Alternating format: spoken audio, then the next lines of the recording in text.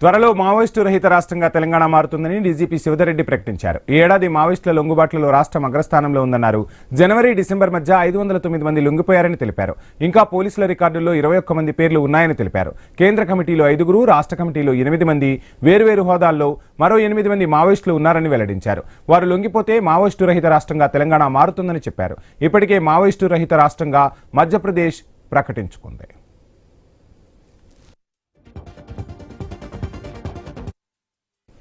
Right, ఇదే అంశానికి సంబంధించి ఫుల్ డీటెయిల్స్ మా ప్రతినిధి ప్రవీణ్ అందిస్తారు. ప్రవీణ్, మొత్తంగా చూస్తున్నాం ఆపరేషన్ కగార్తో మావోయిస్టులను అయితే పూర్తిగా జల్లెడ పెట్టిన పరిస్థితి.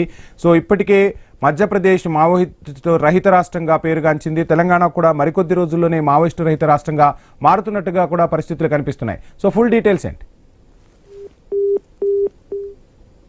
ఇప్పటికే తెలంగాణ రాష్ట్ర ప్రభుత్వం మావోయిస్టుల లొంగుబాటుకు పిలుపునిచ్చిన నేపథ్యంలో అదేవిధంగా రాష్ట్ర డీజీపీ కూడా శివధర్రెడ్డి మొత్తంగా కూడా ఒక కేంద్ర కమిటీలో ఒక మీటింగ్ కూడా ఏర్పాటు చేశారు. కేంద్రం ఏర్పాటు చేసిన డీజీపీల అన్ని రాష్ట్రాల డీజీపీల ఆ మీటింగ్ కూడా వెళ్లారు. అయితే ఈ క్రమంలోనే ఒక సంచలనమైన నిర్ణయం కూడా తీసుకున్నారు. త్వరలో మావోయిస్టు రహిత రాష్ట్రంగా తెలంగాణ మారబోతుందంటూ కూడా ప్రకటన చేశారు.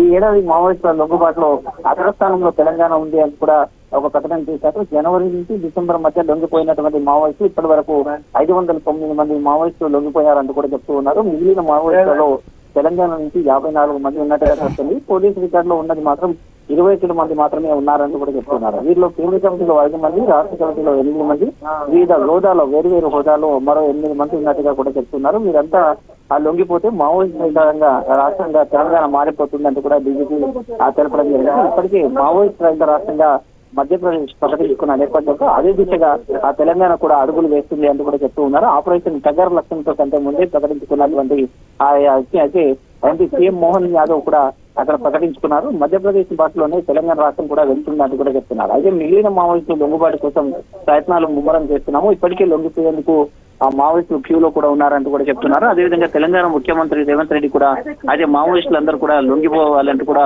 ఇచ్చినటువంటి హామీ మేరకు మావోయిస్టులందరూ కూడా లొంగిపోవడానికి క్యూ పడుతున్నారు. మరికొన్ని రోజులలో ఇంకా మిగతా తెలంగాణలో ఉండేటటువంటి మావోయిస్టులు కూడా అందరూ లొంగిపోయేందుకు సిద్ధంగా ఉన్నారు.